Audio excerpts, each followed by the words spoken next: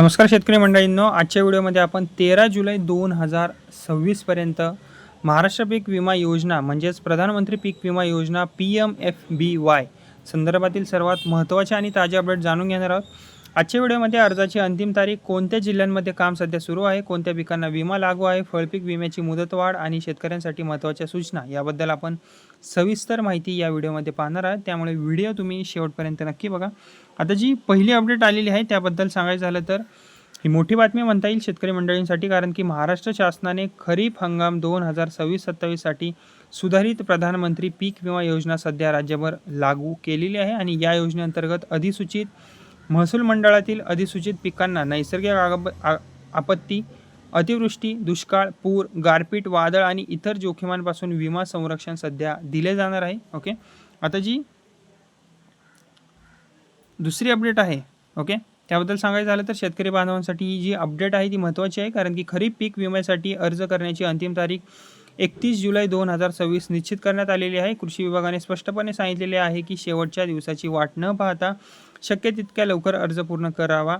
अंतिम दिवशी पोर्टलवर तांत्रिक अडचणी येण्याची शक्यता असल्याने लवकर अर्ज करणे शेतकऱ्यांच्या हिताचे राहणार आहे. म्हणून शेतकरी मंडळींना एवढंच सांगेल की अर्ज तुम्ही लवकर करा जर तुम्हाला करायचा असेल तर. ओके, आणि जी तिसरी अपडेट आहे त्याबद्दल सांगायचं झालं तर राज्यातील अनेक जिल्ह्यांमध्ये पीक विमा योजनेची अंमलबजावणी वेगाने सुरू आहे.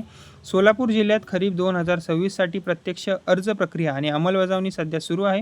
याशिवाय पुणे, नाशिक, अहिल्यानगर, जळगाव, बुलढाणा, अकोला, अमरावती, परभणी, बीड, नांदेड, लातूर, धाराशिव, छत्रपती संभाजीनगर, सांगली, सातारा, कोल्हापूर, यवतमाळ, वर्धा, वाशिम, चंद्रपूर, गडचिरोली आणि इतर अनेक जिल्ह्यांमध्ये हे अर्ज जे आहे ते स्वीकारले जात असून पडताळणीचे काम सध्या सुरू आहे. ओके, आता कोणत्या पिकांना नक्की विमा मिळणार याविषयी सांगायचं झालं तर यावर्षी राज्यभरातील विविध जिल्ह्यामध्ये अधिसूचित पिकांसाठी विमा उपलब्ध आहे. यामध्ये प्रामुख्याने सोयाबीन, कापूस, तूर, मूग, उडीद, मका, ज्वारी, बाजरी, कांदा यांसारख्या प्रमुख खरीप पिकांचा समावेश आहे. तुमच्या जिल्ह्यात कोणते पीक अधिसूचित आहे याची माहिती स्थानिक कृषी कार्यालयातून किंवा अधिकृत पोर्टलवरून तुम्हाला सुद्धा तपासता येईल. ओके, आता जी ही नंतरची अपडेट आहे, ओके, ती म्हणजे की फळबाग उत्पादकांसाठी आहे. ओके, आता संत्रा, मोसंबी, द्राक्ष, पेरू, लिंबू, चिक्कू आणि हळद उत्पादक शेतकऱ्यांसाठी फळपीक विमा अर्जाची अंतिम मुदत 14 जुलै 2026 पर्यंत ठेवलेली आहे. ओके, वाढविण्यात आलेली आहे. यामुळे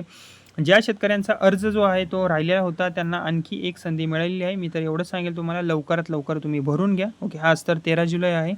ओके, आता जी नंतरची अपडेट आहे ती म्हणजे की पीक विम्यासाठी अर्ज करताना आधार कार्ड, 7/12 उतारा, पेरणीची माहिती, आधारशी लिंक असलेले बँक खाते, आवश्यक असल्यास पीक तपशील, ही सर्व जी माहिती आहे ती अचूक भरावी. तुम्ही चुकीची माहिती भरल्यास तुमचा जो दावा आहे तो मंजूर होण्यात अडचणी येऊ शकतात तुम्हाला. ओके, आता जी नंतरची अपडेट आहे त्याबद्दल सांगायचं झालं तर यावर्षी राज्यातील काही भागांमध्ये पावसात खंड आणि कमी पाऊस नोंदवला गेला आहे, तर काही भागांमध्ये अतिवृष्टीची परिस्थिती निर्माण झालेली आहे. अशा परिस्थितीत कृषी तज्ज्ञांनी सर्व पात्र शेतकऱ्यांना वेळेत पीक विमा काढण्याचा सल्ला सुद्धा दिलेला आहे, जेणेकरून नैसर्गिक आपत्तीमुळे नुकसान झालेले आर्थिक संरक्षण जे आहे ते मिळू शकेल शेतकरी मंडळींनाच. ओके, म्हणून शेतकरी बांधवांनी शेवटच्या दिवसाची तुम्ही वाट न पाहता आवश्यक कागदपत्रांसह लवकरात लवकर तुम्ही पीक विम्यासाठी अर्ज करावा, हेच सांगेल मी तुम्हाला. तर शेतकरी बांधवांनो, 13 जुलै 2026 पर्यंत महाराष्ट्र पीक विमा योजनेतील हे सर्व महत्त्वाचे अपडेट्स होते. तुमच्या जिल्ह्यात पीक विम्याची प्रक्रिया सुरू झाली आहे का? तुम्ही यावर्षी पीक विम्यासाठी नक्की अर्ज केलेला आहे का? आम्हाला हे कमेंटमध्ये नक्कीच सांगा. आणि अशाच महाराष्ट्र शासनाच्या शेतकरी योजना, कृषीविषयक ताज्या बातम्या आणि सरकारी अपडेटसाठी आपल्या या व्हिडिओला लाईक करा. बडी नावाचं चॅनल आहे माझं, त्याला सबस्क्राईब करा फ्रीमध्ये. आणि ही जी माहिती आहे ती इतर शेतकरी बांधवांपर्यंत शेअर करायला विसरू नका. धन्यवाद.